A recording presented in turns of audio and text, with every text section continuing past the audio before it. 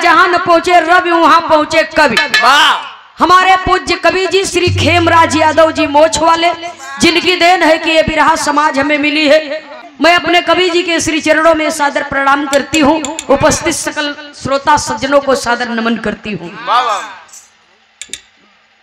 एक छोटा सा प्रसंग आपके बीच में प्रस्तुत है। 4 लाइन भूमिका का भाव है। मास्टर साहब कहना है,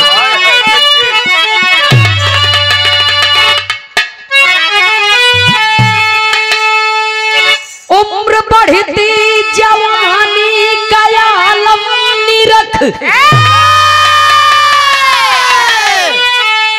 शोक में पड़ गए राजा प्रजापति।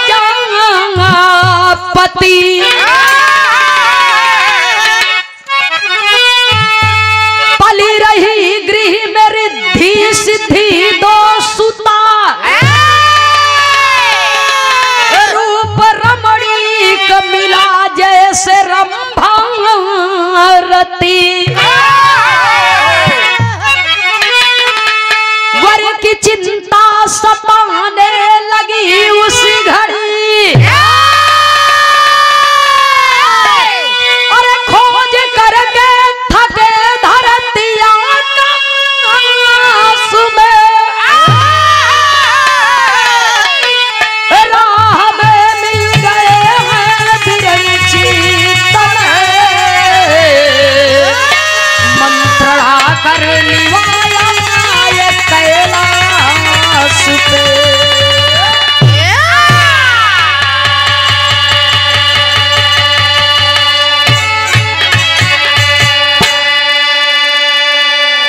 बिटिया चाहे राजा का हो चाहे प्रजा का, जब बेटियां सयानी हो जाती हैं बाबूजी तो माता पिता के दिल में चिंता हो जाती है। बिरहा में एक लाइन गजल का भाव है, कहना है बाबूजी,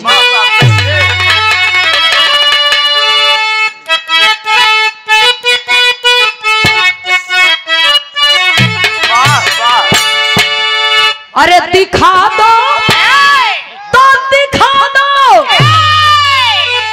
अरे दिखा दो या रसूल अल्लाह मदीना कैसी बस्ती है। दिखा दो या रसूल अल्लाह मदीना कैसी बस्ती है। दिखा दो या रसूल अल्लाह मदीना कैसी बस्ती है। दिखा दो या रसूल अल्लाह मदीना कैसी बस्ती है।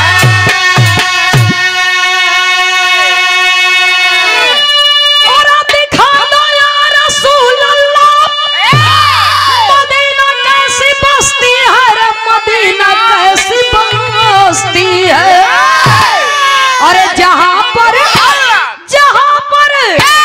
तो जहां पर रात दिन मौला तेरी रहमत बरसती है। जहां पर रात दिन मौला तेरी रहमत बरसती है। जहां पर रात दिन मौला, जहां पर रात दिन मौला तेरी रहमत बरसती है। लेकिन बिरहा में कवि जी बहुत सुंदर लाइन लिखे, कहना है बाबूजी, अरे तमन्ना तो तमन्ना, अरे तमन्ना है यही दिल में बसे संसार बेटी का। तमन्ना है संसार बेटी का।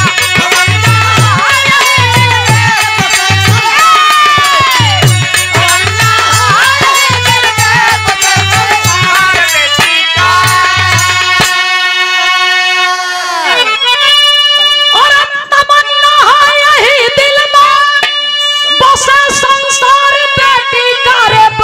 संसार बेटी का। हे दुआएं तो दुआएं, अरे दुआएं बाप की हरदम रहे गुलजार बेटी का।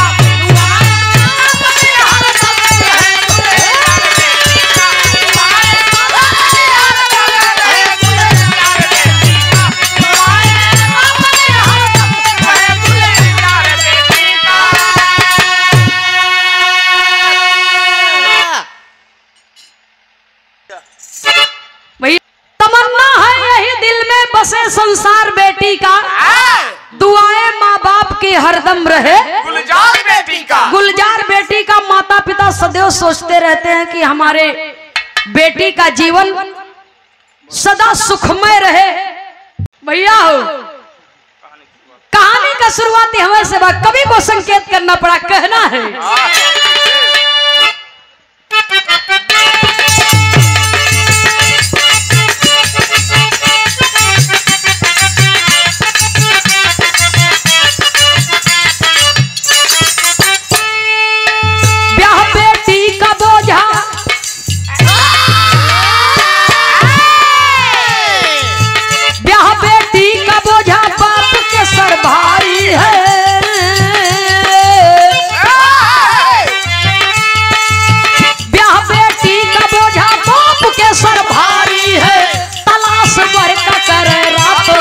जारी है।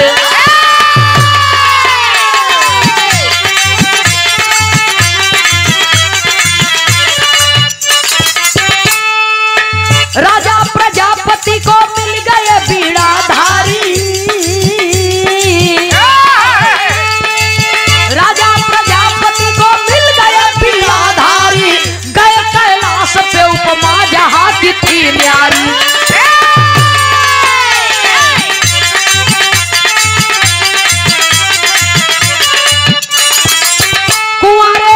सुत गणेश जी विनायक हैं, कुंवारे गौरी सुत गणेश जी विनायक है, रिद्धि सिद्धि के जोगे यही एक वरदायक है।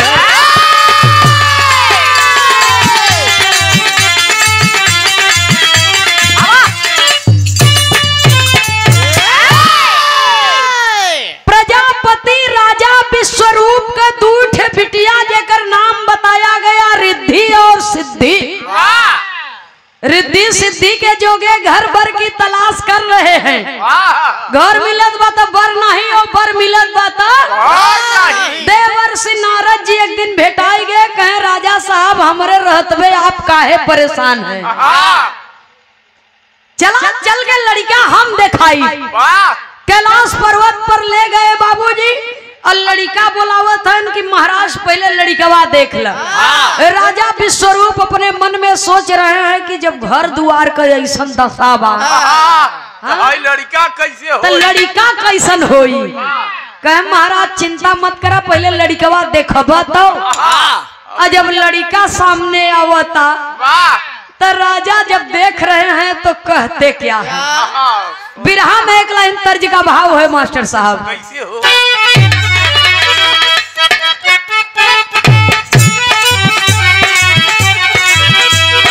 बक्सर जिला भोजपुर, बक्सर जिला भोजपुर, आरा के आगे पटना, बतावा ड्राइवर किराया ले बकना, बतावा ड्राइवर इत बिरहिया गाए। लेकिन आज के कई बरस पहले, ये गीत के कई बरस पहले हमारे देश की माँ बहनों ने इस गीत को गाया। कब? जब मई जून का गर्मी वाली एकदम गर्मी वाली लगन पड़े या दुल्ही दुल्हा मंडप में बैठो, तभी एसी कूलर वाली व्यवस्था नहीं रहा, खाली हैंड फैन रहा। हाथे से बाबूजी बेना हाउ की जाए है।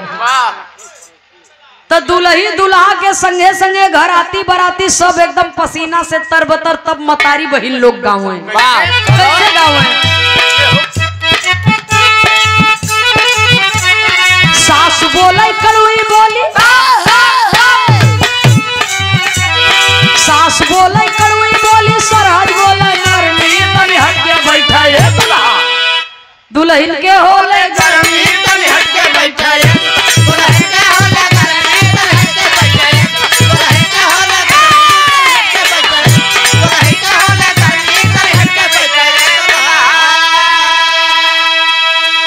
लेकिन जब लड़का देखत हुए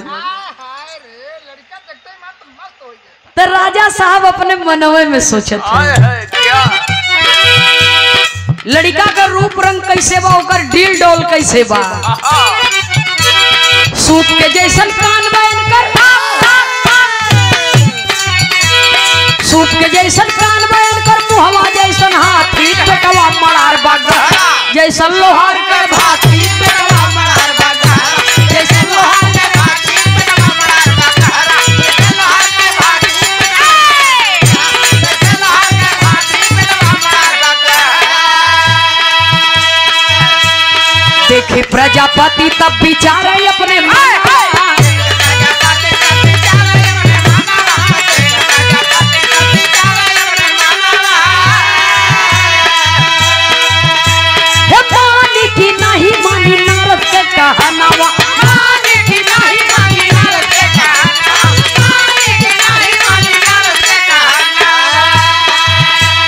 रिद्धि सिद्धि कैसे बनी है, रिद्धि सिद्धि कैसे बनी है, इनकर जीवन साथी, पेटवा मड़ार बागा जैसन लोहार के भाती, पेटवा मड़ार बागा जैसन लोहार के भाती, पेटवा मड़ार बागा जैसन लोहार के भाती, जैसन लोहार के भाती, पेटवा मड़ार बागा। अरे बाप रे बाप, राजा साहब लड़का देखत हुवन, कहत हुवन कि ओहो हम मजे के अंग्रेजी पढ़े रहे। जब लड़का देखत हन बाबूजी तो अपने मनवा में विचार करत हन, सूप के जैसन कान बन कर, मुहवा जैसन हाथी, सूप के जैसन तो इनकर कान बा और मुंह एकदम हाथी के तरह बा। अब पेटवा मड़ार बा जैसन लोहार का भाती। हाँ, पेट तो इतना गहरा पूरा मड़ार भइल बा, और जैसे लोहार का भाती रहा था विश्वकर्मा जी हरन का। भैया हो तो वैसे ही इनकर पेट बा। तो अगर मान ला हम अपने बिटियन का बियाह कयू दिहा तो बनावत खियावत मर जाइ हैं, इनकर पेट जिंदगी में ना भरे। हम ऐसन लड़का पर और ऐसन घरे अपने बिटियन को बियाह ना करा। तबले नारद जी ऐसे क्यों नहीं आए दिहे लगाए ने क्यों नहीं, का सोचत हुआ। अरे ऐसा लड़का पूरे तीनों लोग में ढूंढ रहुआ लेकिन ना मिले। बियाहवा मान ल महाराज नहीं बहुत पछतावा है। बड़ा सुशील परिवार हो। हाँ, जब इतना बात बाबूजी सुनो थे राजा साहब तो कहे मान लेते, इसीलिए लिखा गया बाबूजी, कुंवारे गौरी सुत गणेश जी विनायक है, रिद्धि सिद्धि के जोगे यही एक बार लायक है, दूसर दुल्हा तोहरे बिटियन के नसीब में यहीं पर कई दिन नहीं बियाह न हो जिंदगी में।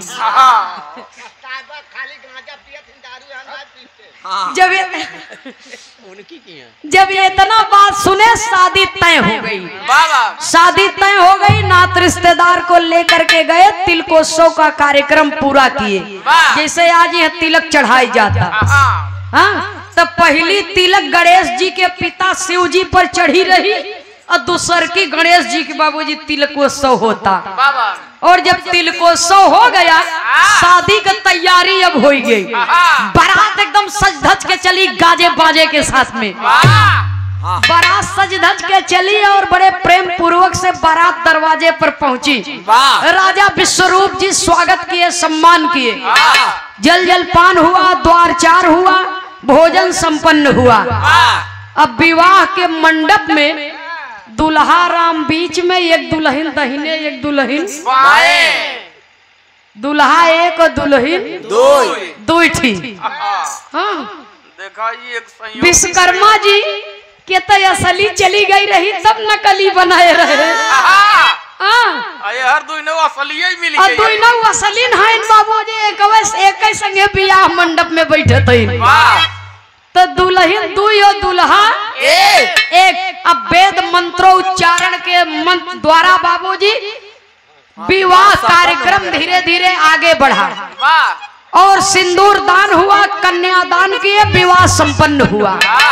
दोनों लड़की की विदाई किए। वाह अब दोनों बिटिया अपने अपने ससुरे आइन जब अपने ससुरे आवत हईन बाबूजी, तो यहाँ ससुराल का माहौल जब देखत हईन, तब कवि को बिरहा में एक लाइन तर्ज का भाव देना पड़ा। मास्टर साहब कहना है,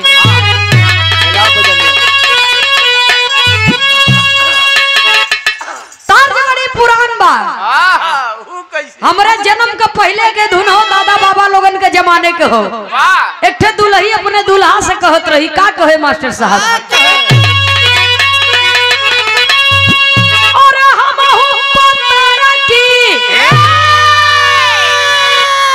तो हम हो पतारा की, अरे मोरा पिया पत्थर का रे सजनी, आई हो रे सजनी, कहा कितना पातर, तब कहे जैसे लोटावा का डोरिया रे सजनी, जैसे लोटावा का डोरिया रे सजनी, जैसे लोटावा का डोरिया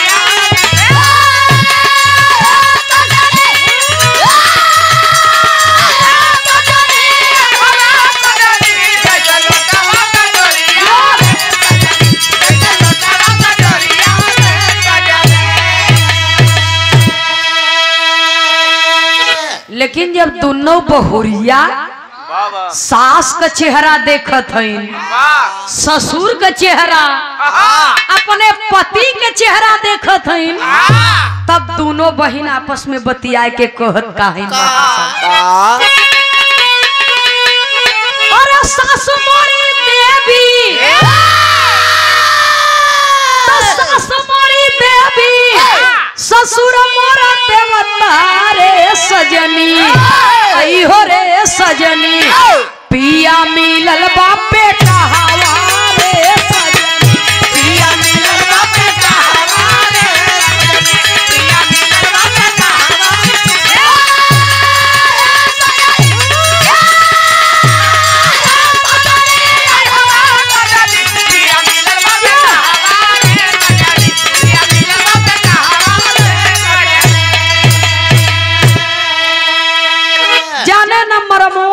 बन गए जहरवा रे सजनी, आई है खोजले सुड़हवा रे सजनी, दोनों बहन कहत हन कि बहन करम त फूट गए, कहा काहे कहा सास त देवी, ससुर देवता, आई हमार पति न अपने माई के पड़ा हुआ न अपने बाबू के, कोनो जानवर के पड़ गए, इन इंसान के तरह पूरा पूरा है न पूरा पूरा जानवर के तरह, इनकर डील डाउन रंग रूप कैसन होई है।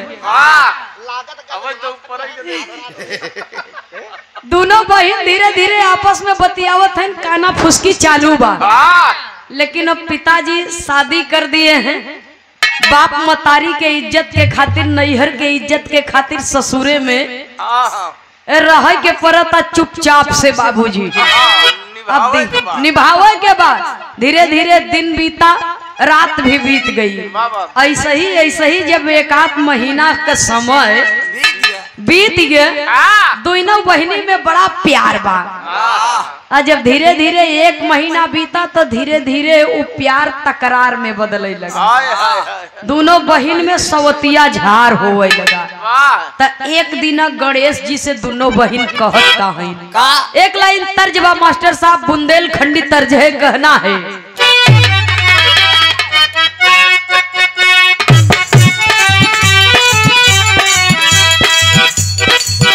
मैं प्यार करूं भरता भरता सिलवाई दे रे चोरी रे, मैं प्यार करूं भरता भरता सिलवाई दे रे चोरी रे, मैं प्यार करूं भरता भरता सिलवाई दे रे चोरी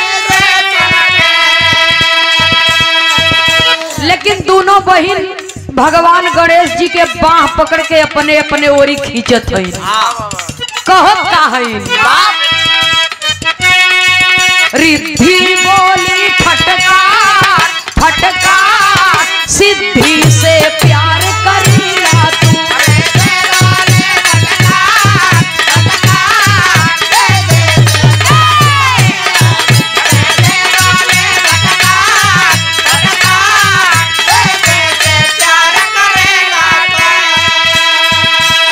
सुनी के बचन बोले गिर जला लनवा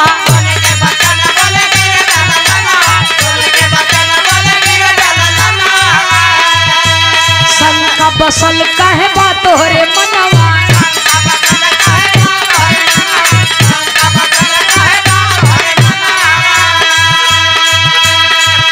तुम दोनों हो गुलनार गुलनार सिद्धि से प्यार करेगा तू रिद्धि का है तू सिद्धि के ज्यादा मानेला सिद्धि का है तू रिद्धि के ज्यादा मानेला गणेश जी कहा देखा है आपस में तकरार मत करा हमरो बंटवारा मत करा हम दोनों जनी के उतना नहीं मानी थे रिद्धि सिद्धि कहा कैसे हम विश्वास करें कहा देखा अगर एक जनी हमार आंख का पुतरी हो तो दूसर की हमारे आंख का रोशनी ये समझ ला हम दोनों जने के उतना मानीला जवन कहा तवन प्रमाणित करे बदे हम तैयार हैं कह दे ई काम जब इतना बात सुनत है दोनों में हरारू कहे ठीक भाई अगर दोनों जने के आप उतना मानत है तो एक काम आप करिए आज के रात में आप स्त्री बनिए और हम दोनों बहन मर्द जब इतना बात सुनत है गणेश जी तो कहा कि आई कैसे हुई कहे आवा आज के रात में आपके हम स्त्री वाला पोशाक पहिराए देबै और हम आपके पोशाक पहिर के हम दोनों जने पुरुष बन जाब गणेश जी तब मुस्कुराने कहे तब हमा कौन दिक्कत बा आवा तो देखा दोनों बहन मिल के बाबूजी श्रृंगार करत है अपने पति के तो पहले के जमाने में बिरहा कुछ दूसरे ढंग से लिखाई हकीकत चीज है अभी हमारे शोभनाथ भैया जी बताए ये सच्चाई है कि कहीं कहीं सुने के मिले था कहीं हमारा मर्दवा हटावा का सुने जावा हाँ अब बिरहा सुना मत ऐसे अच्छा तो ऑर्केस्ट्रा कराए के देख ले ये सच्चाई है आज का समय ही कुछ ऐसा चल रहा है लेकिन पहले के जमाने में गवैया लोग गावे और कभी लोग बिरहा लिखे तो कैसे लिखे मास्टर साहब दोनों बहन श्रृंगार करत है अपने दूल्हा की तनी श्रृंगार रस का भाव है श्रृंगार रस का भाव है कवि की कारीगरी है 4 लाइन कवि को संकेत करना पड़ा मास्टर साहब मुकेश भेष नासिका गणेश बेग धारणी ड्रेस नारी के लिए किए प्रयोग संग में मैं खला कमर के मध्य में सुहाय कर धनी पैजनी सजायली स्वरूप रूप रंग में मांग में मयंग सा प्रभा सुहाय बिंदिया लगाए लाल भाल जस मनोज के उमंग में मेघिता दिखा दिया प्रिया के प्यार में फंसे लसे हैं स्वर्णहार नौ सिंगार 16 अंग चुनी चुन के एकदम नक से सिक तक बाबूजी सजाए दे सुरहा श्रृंगार 3200 अभिरन से बाबूजी एकदम सजाए दे दोनों में हरारू कहाँ अब बतावा के हर रहब दहिने रहब की गणेश जी कहा का दहिने बाएं करत हूँ अब दोनों जनी हमारे लिए उतने प्रिय हो एक काम करा एक जने दाहिने हो जाए एक जनी हम ही बिचवे में अब तीनों जने बाबूजी सेज पर बैठा बतियावत है नया नया प्यार रहे ज्यादा दिन बीता नहीं बा खाली बस 25 दिन 1 महीना बीता बा बस इतने दिन का बियाह बा लेकिन प्यार वही नया नया बा और तीनों जने बतियावत बतियावत पूरी रतिये बिताई और जब बातचीत करे में रात बीत गई जब भोरहिया तब भोर का पुरवा हवा जब चले लगा तो शरीर में जब बेधा था पुरवैया का हवा तभी ना नींद का नींद आवत शरीर लसियाए लगल तो तीनों जने सुत गए और जब गहरी नींद में सो गए तो दिन निकल ये बाबूजी सूर्य उदय भ जब तो अगल बगल का कुल सब निकल के अपन आदमी अपन काम धाम करत हैं डोलत टहरत हैं लेकिन माई गिरजा सोचत हन कि हमार पतोहिया न वही नाही उठिन। पतोहिया त पतोहिया बेटौओ नाही जागत बा, ओहू के ला शर्म नहीं लागता। तो माई गिरजा जाए के दरवाजा खटखटावत है। उठ जा, जग जा। अम्मा बोलावती है। नई बहुरियन के इतना टाइम भर सूते के ना चाहिए। नहीं हरे से कोनो गुण सहूर संस्कार सीख के आयल हो कि नहीं। अच्छा, बार बार दरवाजा खटखटावत है माई गिरजा। दोनों पतोहू को नींद खुल गए। गणेश जी के जगावत है कि उठा उठा उठा, स्वामी उठा, अम्मा बोलावत है। उठ जा, सासू रानी गोहरावत है। अच्छा, तो झटपट से गणेश जी उठे। नारी के कुल वेशभूषा तो बनाए रहे, जौन उनका सूढ़ रहे, हाँ, तो वो सूढ़ के ऐसे मोड़ लिहन, जौन ऐसे सीधा बा ऐसे सूढ़ के ऐसे मोड़ के लपेट लिहन और घूंघट काढ़े।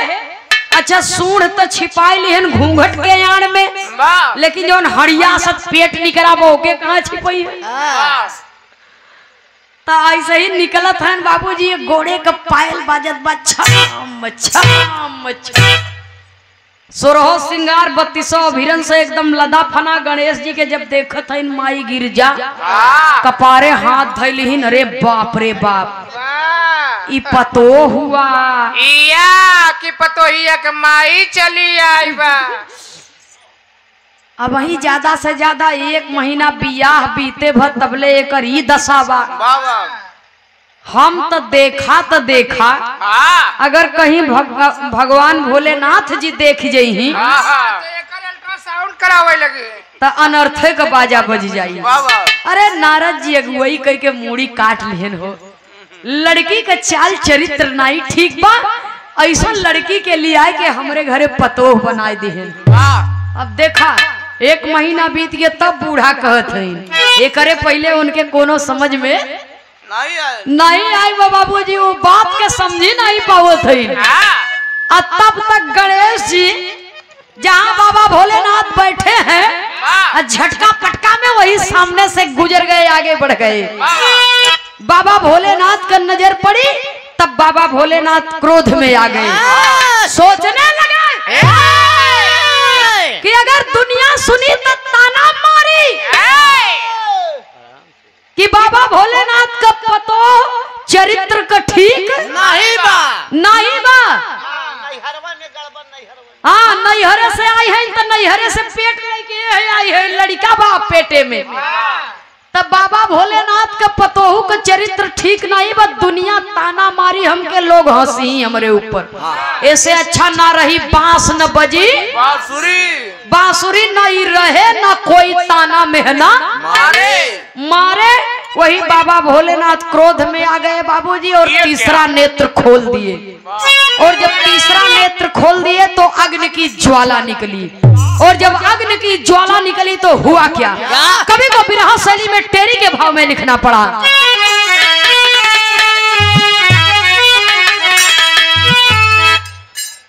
अरे राम, ज्वाला में श्री गणेश जल गए।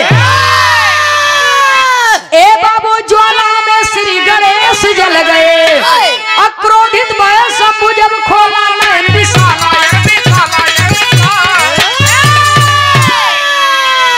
क्रोधित भय शंभु जब खोला नयन विशाला, हो ज्वाला में श्री गणेश जल गए। बाबा भोलेनाथ क्रोध में आकर के अग्नि छोड़ दिए बाबूजी, अपने तीसरे नेत्र को खोल दिए। और उस अग्नि में गणेश जी, दुल्हन रूपी गणेश जी जल करके भस्म हो गए। और जब गणेश जी जल करके भस्म हो गए, तब असल की दोनों पतोह जवन है वो भीतरी से बहरे निकलत है। जौन असली बहुरिया है वो भीतरी से बहरे निकलत है। बाबा भोलेनाथ को ताना दे रही है, मेहना मारत है न, ताना मेहना दे के कहत कहा है। बिरहा में पपट के लाइन में लिखना पड़ा।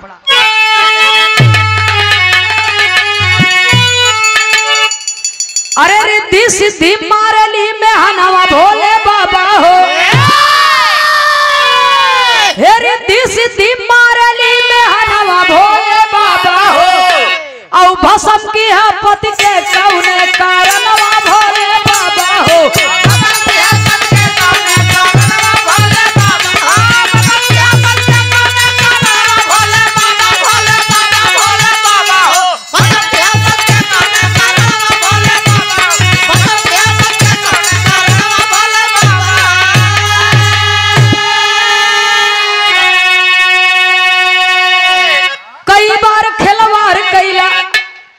त्रिपुरारी हो गिरजा बनी मर्द तुहाऊ बैठा बनी के नारी हो अरे पैदा कैला यानगिन तिललनवा भोले बाबा हो अतबौ न पूरा भ दिल के अरमाना भोले बाबा हो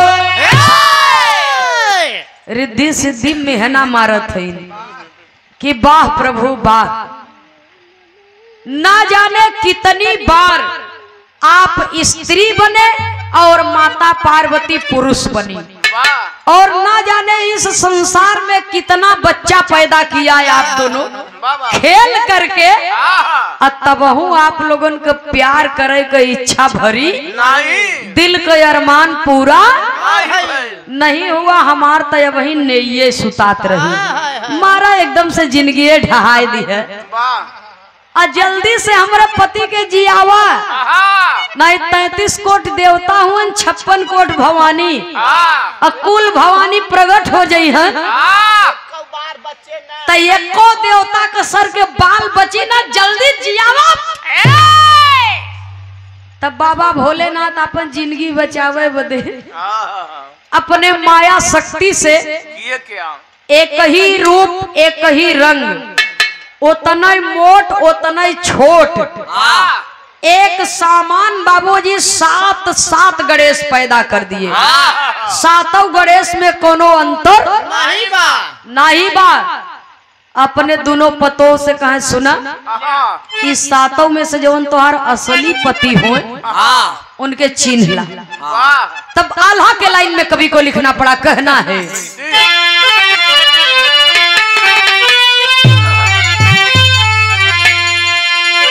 अरे खड़ी दुल्हनिया बिचार अपन मनवा भैया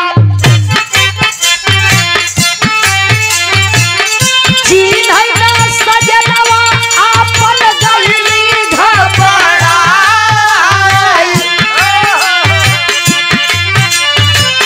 गिरजा मयरिया के से हरल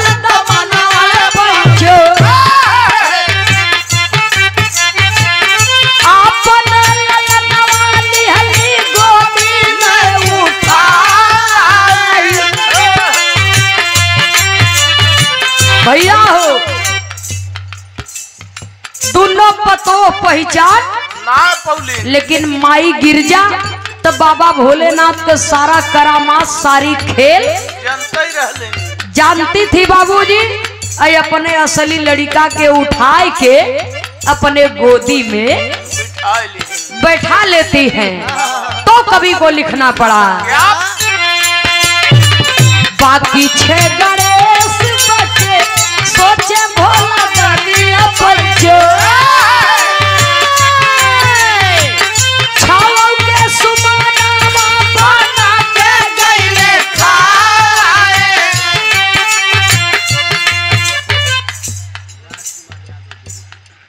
भैया श्रीमान जी राजकुमार यादव जी बीवीपुर से सादर 101 रुपया दे करके सम्मान किए नमने भैया को उपस्थित सकल पंच को माता बहन लोग के बहुत बहुत सादर प्रणाम। जय श्री कृष्ण।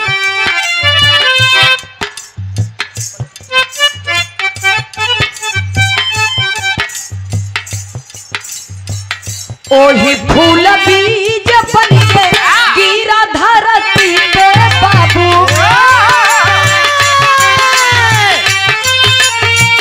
दिए भोले बाबा अग्न देवा के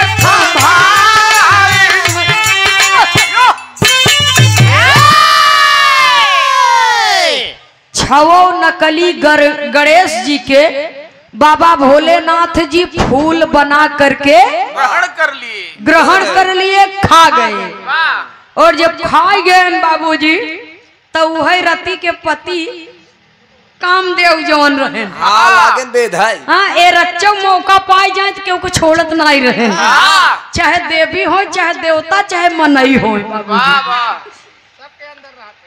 अब जब फूल खाए गए छवो तो कामदेव पाई गए मौका, अब लागन बाबा भोलेनाथ के शरीर में बेधई। हाँ अगिन के गोला असत लगा बाबूजी, बेधई एकदम। बाबा भोलेनाथ से गर्मी बर्दाश्त नहीं होता, और जब गर्मी बर्दाश्त नहीं होता तो बाबा भोलेनाथ जी का वीर्यपात हो गया।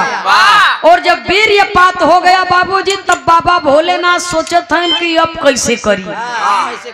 हाँ तो ले जा करके अग्निदेव को थमा दिए, कहा हे महाराज अब ये हमारे थाती हो एक रखे रह, कतहु मौका पा ठिकाने लगा दिए, कतहु मौका पाया तो एक ठिकाने लगाए दी है। और धीरे धीरे बाबूजी गर्मी के समय बीता, बारिश के समय बीता, ठंडी के सीजन। और ठंडी के सीजन जब माघ पूस के कड़ाके के ठंडी पड़ी तो सप्त ऋषि लोग गए थे तपस्या करने। सप्त ऋषियों की पत्नियां आग जलाए के आंचर उठाए उठाए पेट सेकत रही। हाँ काहे नहीं, पेटवन जड़ात रहा। हाँ अच्छा भाई ठंडी लगत है, हाँ ठंडी लगत है, आदमी बैठ जाए आगे के लगे तो हाथ ऐसे ही सेके ओके ऐसे से करे जाए। हाँ अब समझा खाली आँच हाथे पर लगत बा लेकिन ओके गर्मी पूरा शरीर में मिलत है। कभो कभो कहिए भैया इनके शीत लग गई बा, हाँ तनी पीठ उठ इनकर सेकाई कई द तो इनकर शीत लगी बजवन वो आराम हो जाए, ठीक हो जाए। तो वैसे सर्दी भीतर न घुसे, ऐसे ही अपन आचर कई के आगी तापत रही। तो आचरवा उठाए के ऐसे ही अगिया जलाए के सप्त ऋषियों की पत्नियां तो अपन ठंडी भगावे के कोशिश करत थे। तब तक बाबूजी अग्नि देवता पाई गए मौका, जौन बाबा भोलेनाथ जी प्रसाद दिए रहे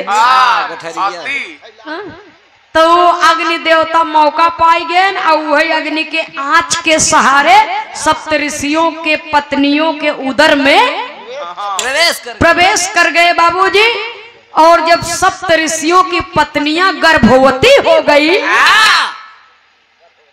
हाँ जब सप्त ऋषियों की पत्नियां गर्भवती हो गई तो धीरे धीरे जब 3 महीना 4 महीना का टाइम बीता तो उठत बैठत दिन अब जब शरीर भारी भारी लगत बा कि हाँ ई कैसे गड़बड़ाई गे, हाँ पेटवा में गोला हो गया, पेट हमन के पाँव भारी हो गए बा।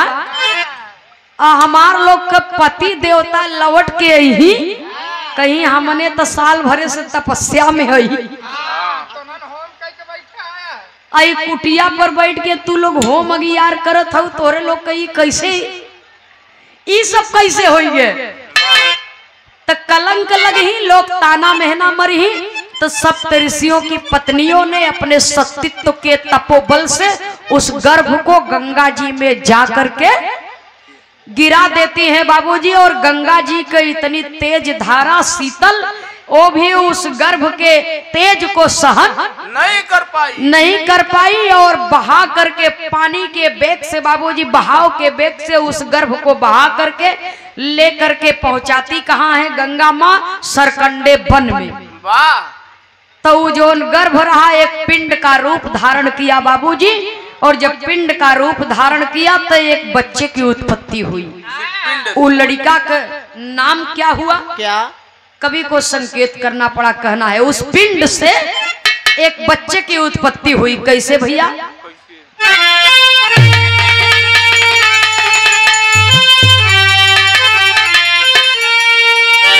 अरे पैदा भइले बालक भग्रंथन में सोरावा, हे पैदा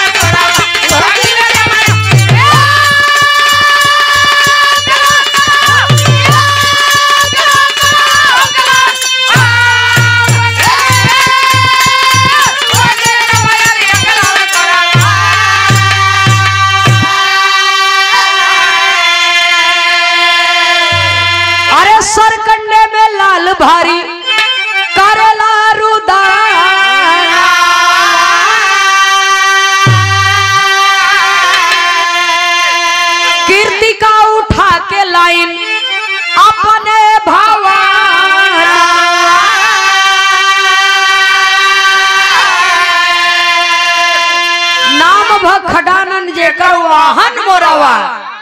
सुनने वाले बाबूजी, जब उस पिंड से एक बच्चे की उत्पत्ति हुई तब बाबा भोलेनाथ माता पार्वती उसी रास्ते से जा रहे थे। लड़िकवा रोवे न रोवे और करे रोए बन के पतई झरे बाबूजी। वही जंगल में रोवत बा सरकंडे बन में बेचारा अकेले। और जब रोवत बा बाबूजी तब माता पार्वती के कान में जब आवाज पहुंची तो कहा एक ठे लड़िका रोवत बा कहीं। बाबा भोलेनाथ कहा मेहरारू के जात जब देखा तब तुहार मन ही बढ़ा रहा था। मृत लोक है यहाँ केकर दुख देखबू चला अपने रास्ते। कहे स्वामी हमसे बर्दाश्त नहीं होत बा, हमसे बर्दाश्त नहीं होत बा, जाए के हम देख ले। जब जाए के देखत है बाबूजी तो वो लड़का के 12 हाथ 6 मस्तक जेकर वाहन मोर बतलाया गया, जिसे कार्तिकेय कहते हैं, खडानन भी कहते हैं। माता पार्वती लेके आइन बाबा भोलेनाथ कहा है बवाल पाल के लेके इलू है।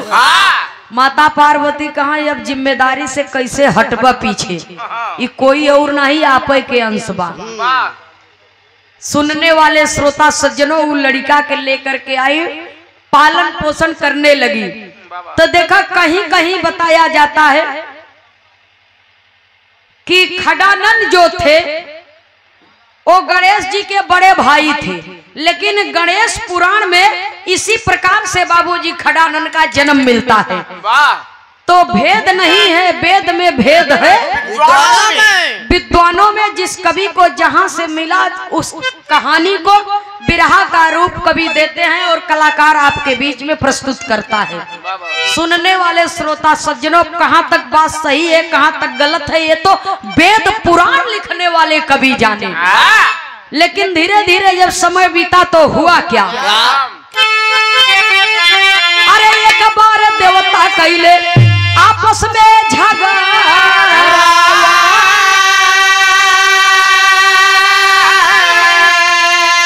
अरे बड़ा का बनई के भारी हो गई गरुरावा।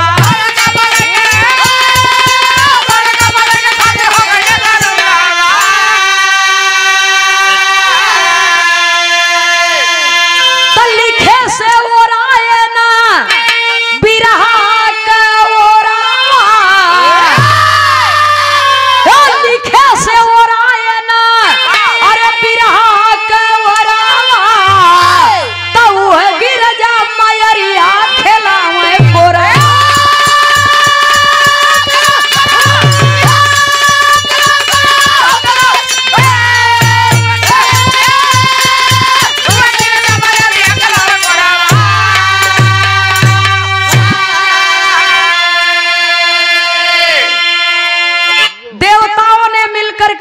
किया वो कहे हम बड़ा, वो कहे हम बड़ा, कहे जे दुनिया का ओर छोड़ के पता लगाए के आई। सबसे पहले कैलाश पर्वत पर वो है सबसे बड़ा कहाई। सब देवता अपने अपने वाहन पर सवार होकर के चल दिए बाबूजी। अब भगवान गणेश जी चतुराई किए, माता पार्वती बाबा भोलेनाथ जी बैठे थे और 3 बेरी परिक्रमा कई के गणेश जी जोहत है कि आवा भाई है आवा तक कुछ फरिया जाए मामला।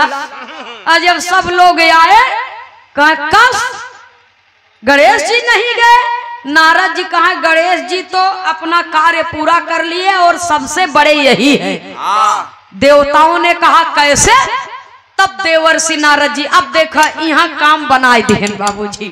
कहा कैसे? कहा माँ से बड़ी देवी और पिता से बड़ा देवता नहीं, और ये आदि शक्ति है और बाबा भोलेनाथ आदि देवता हैं। यही आदि है यही अंत है, यही आदि है यही अंत है, और इसलिए इन्हीं से प्रारंभ है और इन्हीं से आखिरी है, इसीलिए इनसे बड़ा कोई नहीं है। तो माता पिता का 3 बार परिक्रमा करके ये बैठे हैं, इंतजार कर रहे हैं। अब इनसे बड़ा कोई नहीं है, इसलिए कि न माँ से बड़ी देवी न पिता से बड़ा देवता। माँ धरती और पिता आसमान, करे बीच में सारी दुनिया है बाबूजी। यही में आना है, यही में जाना है।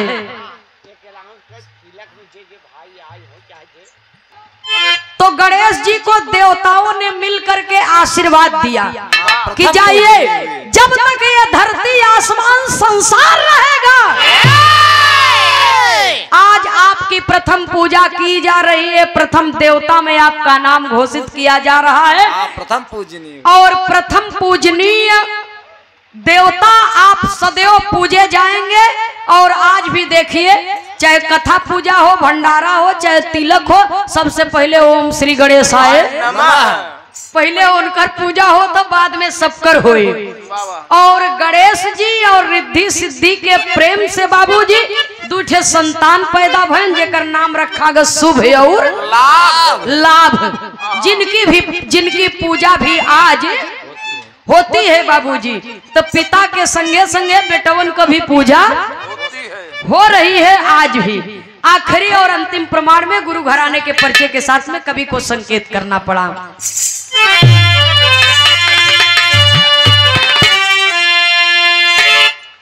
स्वामी सीताराम हित कवि लहुरी स्वर्ग सिधार,